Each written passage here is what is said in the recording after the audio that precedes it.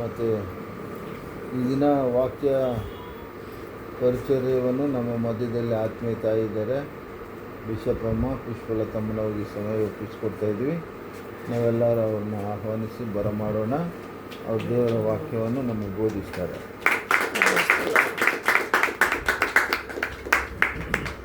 Okay ಮಗ, video ತೆಗೆ ಮಗ. ಅಲ್ಲೇ ಕೊಡ್ತೀನಿ.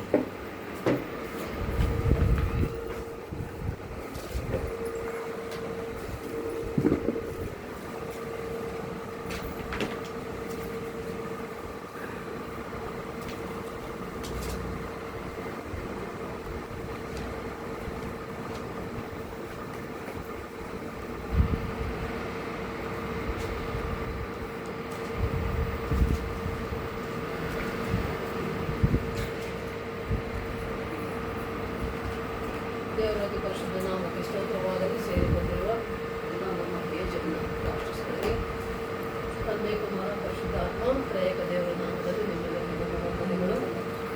ದೇವರು ನಮ್ಮೆಲ್ಲರ ಜೀವನದಲ್ಲಿ ಮತ್ತೊಂದು ಹೊಸ ದಿನವನ್ನು ನೀಡಿದ್ದಾನೆ.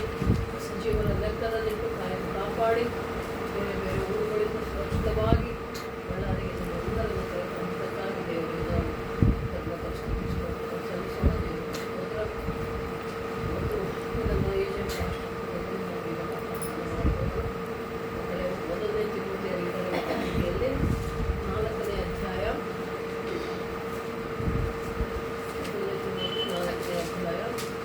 6ರಿಂದ 10ವರೆಗೆ ಓದಿ. 6ನೇ ವಚನದಿಂದ 10ನೇ ವಚನ. ಈ ಸಂಗತಿಗಳನ್ನು ಸಹೋದರರಿಗೆ ತಿಳಿಸಿದರೆ ನೀನು ಅನುಸರಿಸುವ ಕ್ರಿಸ್ತ ನಂಬಿಕೆಯು ಮತ್ತು ಸಂಬೋಧನೆಯ ವಾಕ್ಯಗಳಲ್ಲಿ ಅಭ್ಯಾಸ ಹೊಂದುವವನಾಗಿ ಕ್ರಿಸ್ತ ಯೇಸುವಿನ ಒಳ್ಳೆಯ ಸೇವಕನಾಗಿರುವಿ. ಅಜ್ಜಿ ಕಥೆಗಳಂತಿರುವ ಕೇವಲ ಪ್ರಾಪಂಚಿಕವಾದ ಕಥೆಗಳನ್ನು ತಳ್ಳಿಬಿಟ್ಟು ನೀನು ದೇವಭಕ್ತಿಯ ವಿಷಯದಲ್ಲಿ ಸಾಧನೆ ಮಾಡಿಕೋ.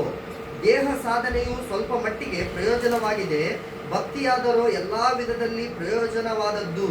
ಅದಕ್ಕೆ ಇಹಪರಗಳಲ್ಲಿಯೂ ಜೀವ ವಾಗ್ದಾನ ಉಂಟು. ಈ ವಾಕ್ಯವು ನಂಬತಕ್ಕದ್ದಾಗಿಯೂ ಸರ್ವಾಂಗೀಕಾರಕ್ಕೆ ಯೋಗ್ಯವಾದದ್ದಾಗಿಯೂ ಅದೇ.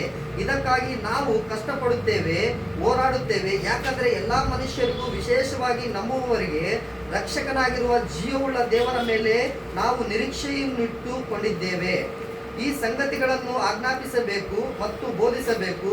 ಯವನಸ್ಥನೆಂದು ನಿನ್ನನ್ನು ಅಸಡೆ ಮಾಡುವುದಕ್ಕೆ ಯಾರಿಗೂ ಅವಕಾಶ ಕೊಡದೆ ನಂಬುವವರಿಗೆ ನಡೆ, ನುಡಿ, ಪ್ರೀತಿ, ನಂಬಿಕೆ, ಶುದ್ಧತ್ವ ಇವುಗಳ ವಿಷಯದಲ್ಲಿ ನೀನೇ ಮಾದರಿಯಾಗಿರು.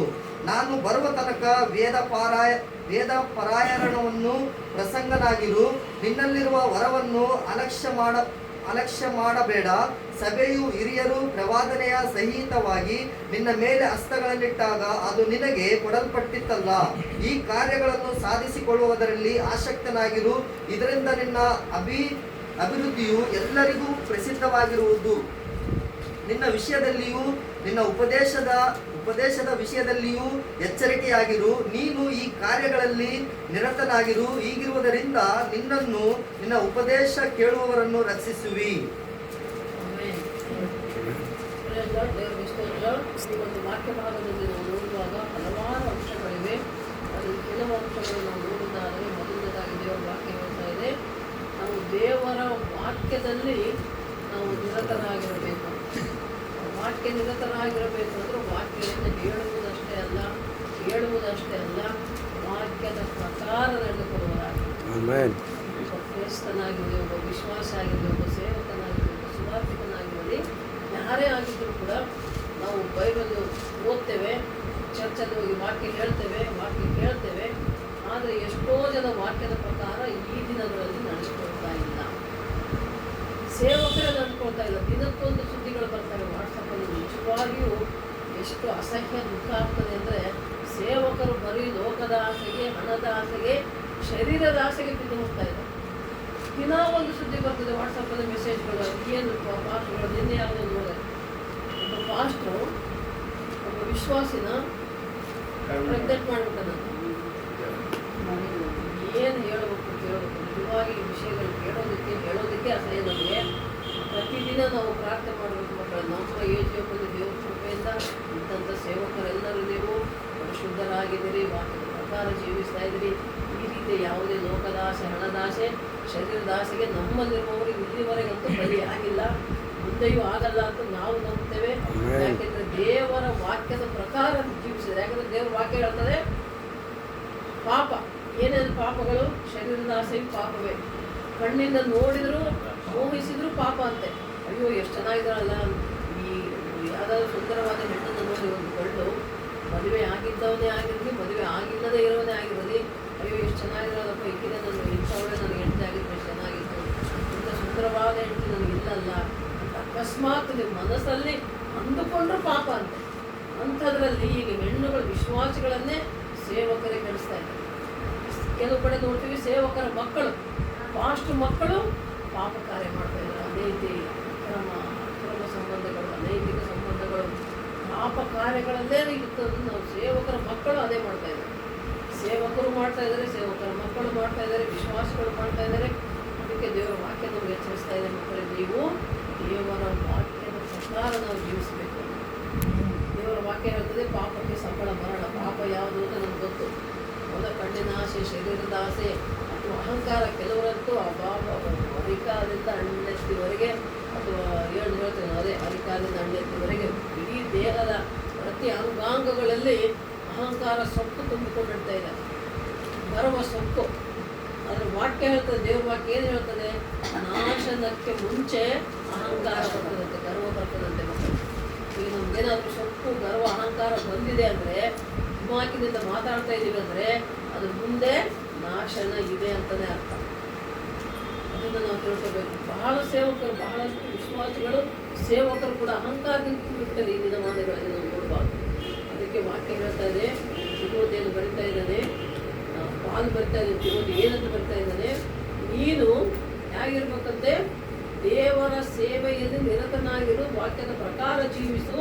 ಮತ್ತು ಮುಖ್ಯವಾಗಿ ಅದು ಹೇಳ್ತಾ ಇದ್ದಾನೆ, ನೀನು ಸ್ವಾರ್ಥ ಸೇವೆ ಮಾಡುವಾಗ ವಿಶ್ವಾಸಿಗಳಿಗೆ ಸೇವಕನಾದವನು ಆದರ್ಶಪ್ರಾಯನಾಗಿರಬೇಕು. ಮಾಡಲ್ ಅಂತ ಹೇಳಿ ಆದರ್ಶವಾಗಿರಬೇಕು. ನಮ್ಮನ್ನು ನೋಡಿದ್ರೆ ಅವನು ಅಯ್ಯೋ ಎಷ್ಟು ಒಳ್ಳೆಯವರಪ್ಪ ಅಂತ ಅನ್ನಬೇಕು. ನಮ್ಮ ನಡೆನುಡಿಯಿಂದ ವಿಶ್ವಾಸಿಗಳು ಕಲಿಬೇಕು. ಸೇವಕರು ಫಸ್ಟ್ ಸಾಕ್ಷಿಗಳಾಗಿರಬೇಕು, ಒಳ್ಳೆ ಸಾಕ್ಷಿಗಳಾಗಿ. ನಮ್ಮ ಸಾಕ್ಷಿ ಜೀವಿತವೇ ಸುವಾರ್ತೆ ಆಗ್ಬೇಕಂತ ಯಾರೋ ಒಬ್ಬರು ದೊಡ್ಡ ಸೇವಕರು ಹೇಳಿದ್ದಾರೆ. ನಮ್ಮ ಸುವಾರ್ತೆ ಹೇಳೋದಂದ್ರೆ ಹೋಗಿ ನೀನು ಬೈಬಲ್ ಬಗ್ಗೆ, ಯೇಸು ಸ್ವಾಮಿ ಬಗ್ಗೆ ಎಲ್ಲರಿಗೂ ಹೇಳೋದು, ಮನೆ ಮನೆಗೆ ಹೋಗಿ ಒಬ್ಬೊಬ್ಬರ ಹತ್ರ ಹೋಗಿ ನಾವು ಹೇಳೋದು ಬೇಕಾಗಿಲ್ಲ ಅಂತೆ ಮಕ್ಕಳೇ, ಸೇವಕರ ಕೇಳಿ. ನಮ್ಮ ಸಾಕ್ಷಿ ಜೀವಿತ, ನಮ್ಮ ಕುಟುಂಬ ಹೇಗಿದೆ, ನಾನು ಹೇಗಿದ್ದೇನೆ, ನನ್ನ ಹೆಂಡತಿ ಹೇಗಿದ್ದಾರೆ, ನನ್ನ ಗಂಡ ಹೇಗಿದ್ದಾನೆ, ನನ್ನ ಮಕ್ಕಳು ಹೇಗಿದ್ದಾರೆ, ಅವ್ರು ವಾಕ್ಯದ ಪ್ರಕಾರ ಇದ್ದಾರಾ, ವಾಕ್ಯ ಓದ್ತಾ ಇದ್ದಾರಾ, ಪ್ರಾರ್ಥನೆ ಮಾಡ್ತಾ ಇದ್ದಾರಾ, ನಂಬಿಕೆಯಿಂದ ಇದ್ದಾರಾ, ಈ ರೀತಿಯಲ್ಲಿ ನಮ್ಮ ಕುಟುಂಬ ನಾವು ಇದ್ದರೆ, ನಮ್ಮ ಕುಟುಂಬದಲ್ಲಿ, ನಮ್ಮ ಸಭೆಗಳಲ್ಲಿ, ನಮ್ಮ ಸೇವೆಗಳಲ್ಲಿ ದೇವರ ಅದ್ಭುತ ಕಾರ್ಯಗಳನ್ನು ಮಾಡಿದ್ದರೆ, ಮಾಡ್ತಾ ಇದ್ದರೆ ಅದನ್ನ ನೋಡಿನೇ ಬರ್ತಾರಂತೆ ದೇವರು ದೇಶಪ್ಪನಲ್ಲಿ. ನಮ್ಮ ಸಾಕ್ಷಿ ಜೀವಿತನೇ ಸುವಾರ್ತೆ ಆಗ್ಬೇಕಂತ. ನೀನು ಹೋಗಿ ಒಬ್ಬೊಬ್ರಿಗೆ ಹೇಳೋದು ಬೇಕಾಗಿಲ್ಲ. ನೀನು ಸರಿಯಾಗಿದ್ದರೆ, ನಿನ್ನ ಜೀವಿತ ಸರಿಯಾಗಿದ್ದರೆ, ನಿನ್ನ ನಡೆನುಡಿ ಸರಿಯಾಗಿದ್ದರೆ, ದೇವರಿಗೆ ಮಹಿಮಕರವಾಗಿ ನೀನು ಜೀವಿಸ್ತಾ ಇದ್ದರೆ, ಅನ್ಯ ಜನಾಂಗಗಳು, ಅನ್ಯ ಜಾತಿ ಜನರು ನಮ್ಮ ಹತ್ರ, ಯೇಸುವಿನ ಹತ್ರ ಬರ್ತಾರೆ. ಅದಕ್ಕೆ ಪೌಲನು ಹೇಳ್ತಾ ಇದ್ದಾನೆ, ನೀನು ಆದರ್ಶಪ್ರಾಯನಾಗಿರು. ಯಾವುದರಲ್ಲಿ? ಕ್ರಿಸ್ತನ ಪ್ರೀತಿಯನ್ನು ಹಂಚುವುದರಲ್ಲಿ, ಪ್ರಾರ್ಥನೆ ಮಾಡುವುದರಲ್ಲಿ, ಸುವಾರ್ತೆ ಸಾರುವುದರಲ್ಲಿ, ವಿಶ್ವಾಸದಲ್ಲಿ, ನಂಬಿಕೆಯಲ್ಲಿ, ತಾಳ್ಮೆಯಲ್ಲಿ, ಸಹನೆಯಲ್ಲಿ ನೀನೇನಾಗಿರಬೇಕು? ಆದರ್ಶವಾಗಿರಬೇಕು. ಕೆಲವೊಂದು ಸೇವಕರಿಗೆ ಸಿಟ್ಟು ಬರ್ತದೆ, ಸಿಟ್ಟು ಬಂದು ಬೈತಾರೆ, ವಿಶ್ವಾಸಿಗಳನ್ನು ಬೈತಾರೆ. ಸಭೆಯಲ್ಲಿ ಬಲಿಪೀಠದಲ್ಲಿ ನಿಂತುಕೊಂಡೇ ಎಷ್ಟೋ ಜನ ಸೇವಕರು ವಾಕ್ಯ ಹೇಳೋದಕ್ಕಿಂತ ಹೆಚ್ಚಾಗಿ ಬಂದಿರುವ ವಿಶ್ವಾಸಿಗಳನ್ನು ಬೈಯೋದ್ರಲ್ಲೇ ಭಾಳ ಜನ ಕಾಲ ಕಳೀತಾರೆ ಮಕ್ಕಳು.